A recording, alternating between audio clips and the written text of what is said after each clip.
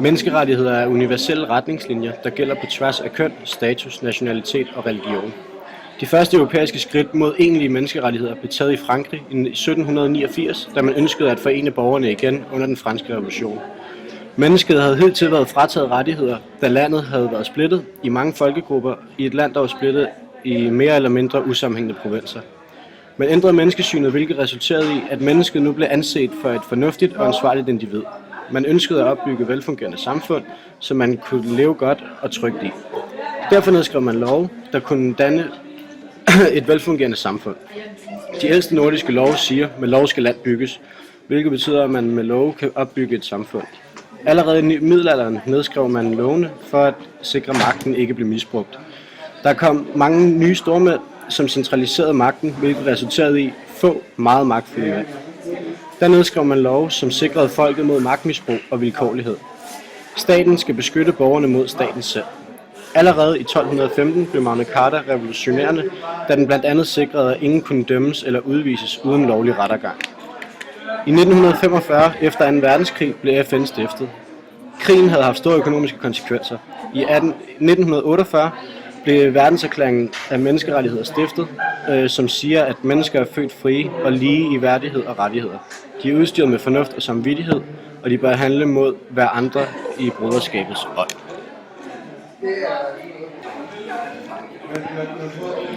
Revolutioner. Når man taler om revolutioner, er der to, der bør fremhæves særligt. Der er tale om den franske revolution og den amerikanske revolution. Den amerikanske revolution tog sted i Boston omkring 1773, hvor det østindiske handelskompagni havde styret. Englænderne havde koloniseret størstedelen af Nordamerika og beskattede amerikanerne. De valgte, at de amerikanske oprørere som det første skridt i det, der skulle blive en revolution, at afklæde sig som indianere og smide 300 kasser te over bord fra de engelske handelsskibe i Boston Havn. Dette var en protest imod de høje skatter og den handelsmonopol, englænderne havde vedtaget. Aktionen blev kaldt for The Boston Tea Party og var starten på kolonisternes revolution. Som resultat af aktionen afskaffede englænderne nogle af de økonomiske kontrollerende love, som var rettet mod amerikanerne. Dette accepterede amerikanerne ikke, da de mente, at det engelske styre var arrogant, undertrykkende og uretfærdigt. Man mente, at amerikanerne blev beskattet for at dække hullet i den engelske statskasse. The Boston Tea Party var først og fremmest første skridt, og i 1775 udviklede stridighederne sig til åben ildkamp. Lexington, Massachusetts var den første slagmark i revolutionen, hvor engelske soldater angreb en amerikansk milits. Det første væbnede stridigheder i de andre kolonier.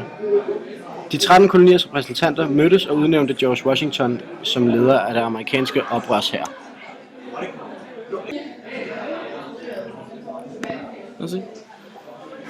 Nordøstamerika var koloniseret af englænderne, som udsatte amerikanerne for et økonomisk pres i form af skatter og andre lignende love. Det økonomiske pres fik amerikanerne til at gøre oprør, og man udnævnte George Washington til leder af de amerikanske oprør. Oprørerne vandt i sidste ende med hjælp fra deres allierede fra Frankrig og fik drevet englænderne ud af USA. Under disse stridigheder blev liberalismen dannet. Folk ønskede med frihed og at blive anerkendt som selvstændige individer. Her blev begrebet enhver af sin egen lykkes smed dannet og taget i brug. I 1789 får USA sin forfatning, og i selv samme år begyndte den franske revolution.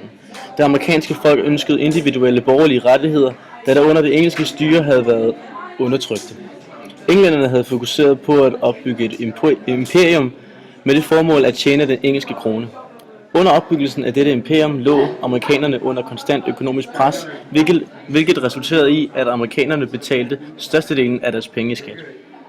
I slutningen af 1700-tallet var Frankrig delt. Der var store klasseforskelle, de fattige sultede, og de rige havde det godt. Regionen var på dette tidspunkt en stor del af det franske samfund og styrede de fleste menneskers liv. Kirken stod for undervisning, socialt arbejde og hospitalsvæsenet. De store klasseforskelle gav privilegier til de adelige og rige.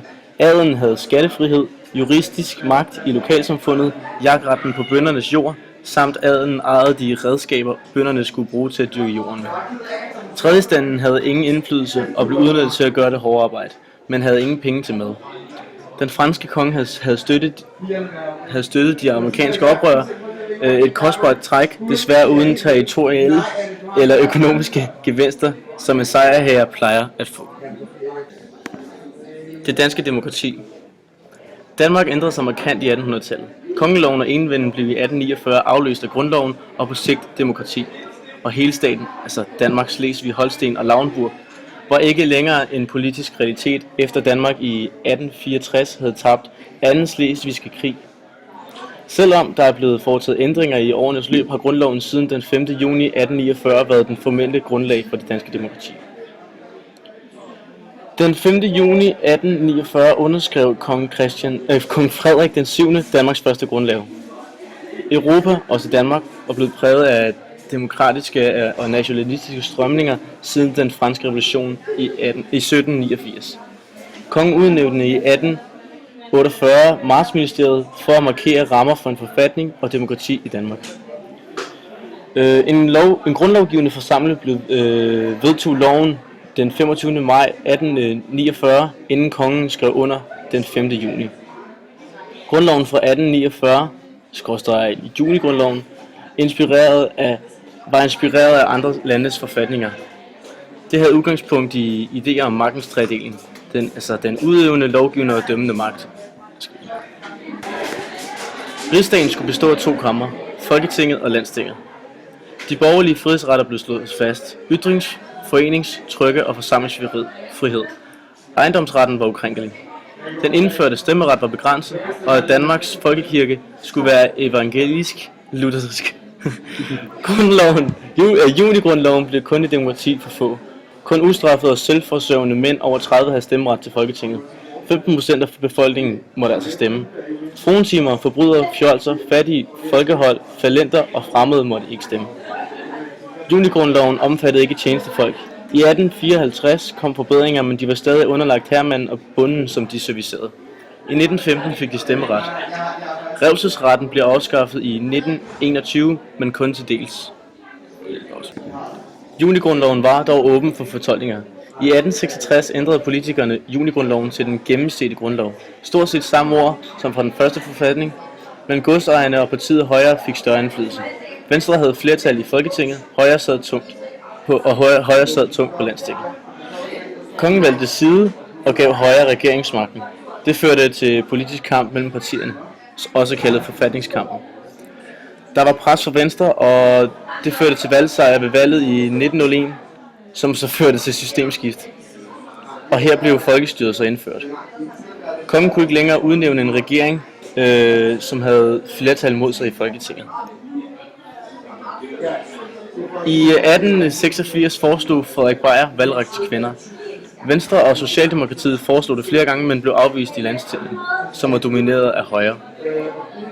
Kvindelig stemmeret i 1808, og man fik valgbar til kommunale råd. Grundloven blev ændret den 5. juni 1915, hvor kvinder fik ret til at opstille og stemme til valg i Rigsdagen. I 1924 blev Nina Bang Danmarks og verdens første kvindelige minister. Afslutningen af 2. verdenskrig skabte debat om demokratiet. Den generelle holdning var, at demokrati var vejen frem. Og efter 1946 døde debatten om demokratiet efterhånden, bortset fra forslag om økonomisk demokrati, hvor man ville give arbejdstagerne del i virksomheders overskud og indflydelse på ejerskabet. Debatten om demokrati brød ud igen efter 9/11, og i følgende årti vedtaget love, der indskrækkede borgernes frihedsrettigheder.